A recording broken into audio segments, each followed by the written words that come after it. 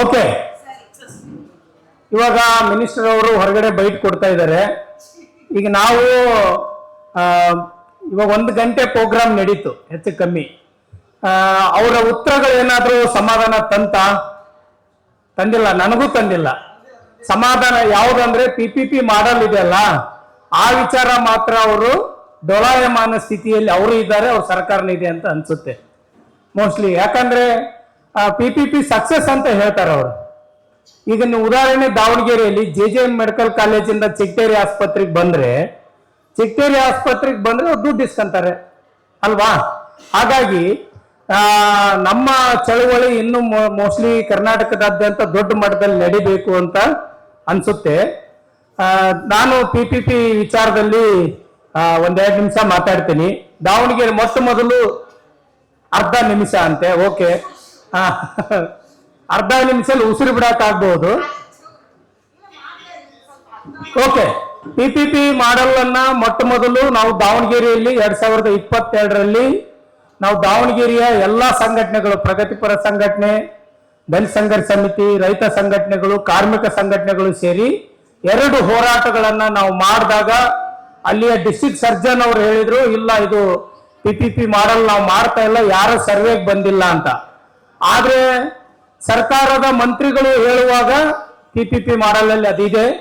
ಅದಾದ್ಮೇಲೆ ಕೋಲಾರದಲ್ಲಿ ಹೋರಾಟ ನಡೀತು, ತುಮಕೂರಲ್ಲಿ ಹೋರಾಟ ನಡೀತು, ಬಿಜಾಪುರದಲ್ಲಿ ಲಾಂಗ್ ಟರ್ಮ್ 106 ಜನ ಹೋರಾಟ ಮಾಡಿ ಒಂದಿಷ್ಟು ಜನ ಜೈಲಿಗೆ ಹೋಗಿ ಕೇಸ್ ಆಗಿದೆ, ಅದು ನಮ್ಮ ಕಣ್ಮುಂದಿದೆ. ಹಾಗಾಗಿ ನಾವು ಪ್ರಶ್ನೆ ಏನ್ ಕೇಳ್ಬೇಕಂದ್ರೆ, CM ಅವರು ಅಲ್ಲಿ ಹೋಗ್ಬಿಟ್ಟು ಏನ್ ಹೇಳ್ತಾರೆ ಅಂದ್ರೆ PPP ಮಾಡಲ್ಲ ಅಂತಾರೆ.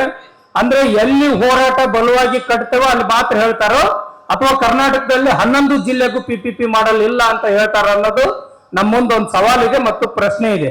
ಹಾಗಾಗಿ ನಾವು ಇನ್ನೊಂದಿಷ್ಟು ಆಳವಾಗಿ ಇದರ ಬಗ್ಗೆ ನಾವು ಅರ್ಥ ಮಾಡ್ಕೋಬೇಕು. ಸರ್ಕಾರದ ಟೇಬಲ್ ಹತ್ರ ಏನಿದೆ, ಯಾಕಂದ್ರೆ ಮಾನ್ಯ ಸಚಿವರಂತೂ ನನಗನ್ಸುತ್ತೆ ಇವತ್ತಲ್ಲ, ನಾವು ಒಂದು ತಂಡವಾಗಿ ಅವ್ರನ್ನ 2-3 ಸರಿ ಹೋದಾಗ ನಾವು PPP ಮಾಡಲ್ ಬಗ್ಗೆ ಕೇಳಿದಾಗ ಅವ್ರು ಇದೇ ಮಾತನ್ನು ಹೇಳಿರೋದು, PPP ಮಾಡಲ್ಲು ಇಲ್ಲ ಅಂತ ಹೇಳಕ್ ಆಗಲ್ಲ ಅಂತೇಳಿ.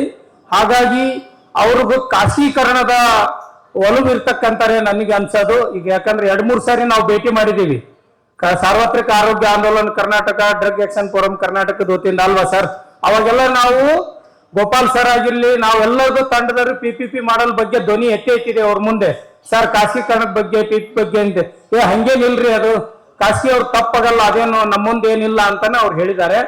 ಹಾಗಾಗಿ ನಾವು ಇವತ್ತು ಮಧ್ಯಾಹ್ನದವರೆಗೂ ಏನು ಈ ಸಭೆ ಮಾಡ್ತೇವೆ, ಒಂದು ನಿರ್ಣಯವನ್ನು ನಾವು ಗಟ್ಟಿಯಾಗಿ ಮಾಡಬೇಕು. ಕರ್ನಾಟಕದಲ್ಲಿ ಯಾವುದೇ ಜಿಲ್ಲೆಯಲ್ಲಿ ಯಾವುದೇ ಸಾರ್ವಜನಿಕ ಆರೋಗ್ಯ ವ್ಯವಸ್ಥೆಯನ್ನ PPP ಮಾಡಲ್ ಮಾಡಕ್ಕೆ ನಾವು ಬಿಡಲ್ಲ ಅಂತ ನಾವು ಗಟ್ಟಿಯಾಗಿ ನಿರ್ಧಾರ ಮಾಡಬೇಕು. ನಿರ್ಧಾರ ಮಾಡಿ ಸುಮ್ಮನಿರೋದಲ್ಲ, ನಮ್ಮ ಹಳ್ಳಿಗಳಲ್ಲಿ, ನಮ್ಮ ನಗರದಲ್ಲಿ, ನಮ್ಮ ಸಂಘಟನೆಯಲ್ಲಿ ಹೋಗಿ ಜನರಿಗೆ ಹೇಳಲೇಬೇಕು. ಯಾಕಂದ್ರೆ ನಾವು ನೋಡ್ತೇವಲ್ಲ, ಉದಾಹರಣೆ ಈಗ ಜಬೀನ್ ಅವ್ರು ಹೇಳ್ದಂಗೆ ಅನುಭೋಗ ಶುಲ್ಕ ಅಂತ 1ನೇ ತಾರೀಕಿಂದ ಮಾಡಿದಾರಲ್ಲ, ಆ ಆಸ್ಪತ್ರೆಯಲ್ಲಿ ತಿಂಗಳಿಗೆ 400 ಹೆರಿಗೆ ಆಗ್ತವೆ.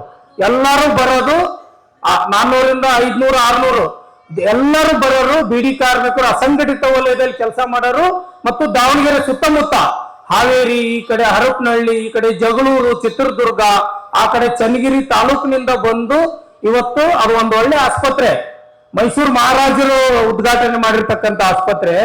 ಆ ಆಸ್ಪತ್ರೆ ಇವತ್ತು ಇದನ್ನು ಈ ತರ ಮಾಡಕ್ ಹೋಗ್ತಾ ಇದ್ರೆ, ನಾವು ಮೊನ್ನೆ ಅಲ್ಲಿ ವೈದ್ಯ ಅಧೀಕ್ಷಕರಿಗೆ ಅದನ್ನೇ ಕೇಳಿದ್ವಿ, ಯಾವ ಆಧಾರದ ಮೇಲೆ ನೀವು ಆದೇಶ ಮಾಡ್ತೀರಾ, ಅವ್ರ ಕಷ್ಟಗಳನ್ನು ಹೇಳ್ತಾರೆ. ಆದ್ರೆ ನಾವು ಹೇಳಿದ್ವಿ, ನಿಮ್ಮ ಮಿತಿಯಲ್ಲಿ ಏನಿದೆ ನೀವು ಹೇಳಿ, ನಾಳೆ ಮಿನಿಸ್ಟರ್ ಬರ್ತಾರೆ ನಮ್ಮ ಪ್ರೋಗ್ರಾಮ್ಗೆ, ನಾವು ಅವತ್ತು ಮಾತಾಡ್ತೀವಿ ಅಂತ ಹೇಳಿ. ಹಾಗಾಗಿ ನಾವು ಇವತ್ತು ನಮ್ಮ 4 ಹಕ್ಕೋತ್ತಾಯಗಳಿದಾವು. 4 ಹಕ್ಕೋತ್ತಾಯಗಳಲ್ಲಿ ಅವ್ರು 1-2-3ಕ್ಕೆ ಪ್ರತಿಕ್ರಿಯೆ ಕೊಟ್ಟಿದ್ದಾರೆ, 1-2 ಅಂತ ಒಪ್ಪಿಗೆಂತ PPP ಅಂತ ಅವರು ಮಾನ್ಯ ಮಾಡ್ಕೊಂಡಿದ್ದಾರೆ. ಹಾಗಾಗಿ ನಾವು ಎಲ್ಲರೂ ಸೇರಿ ಇವತ್ತು ಒಂದು ಸಂಜೆ ಅಷ್ಟೇ ಮಧ್ಯಾಹ್ನ ಅಷ್ಟೊತ್ತಿಗೆ ಒಂದು ನಿರ್ಣಯ ಮಾಡೋಣ. ಕರ್ನಾಟಕದಲ್ಲಿ PH ಇಂದ ಹಿಡಿದು ಜಿಲ್ಲಾ ಆಸ್ಪತ್ರೆವರೆಗೂ ಸರ್ಕಾರಿ ಸಾರ್ವಜನಿಕ ಆರೋಗ್ಯ ವ್ಯವಸ್ಥೆಯನ್ನ ಖಾಸಗೀಕರಣಗೊಳಿಸಬಾರದು ಅಂತ ಹೇಳಿ ನಾವು ಒತ್ತಡ ಮಾಡಬೇಕು ಅಂತ ಹೇಳಿ ನಾನು ನಿಮ್ಮ ಹತ್ರ ಮನವಿ ಮಾಡ್ತಿದ್ದೀನಿ. ಅವಕಾಶಕ್ಕಾಗಿ ಧನ್ಯವಾದಗಳು. ನಮಸ್ಕಾರ.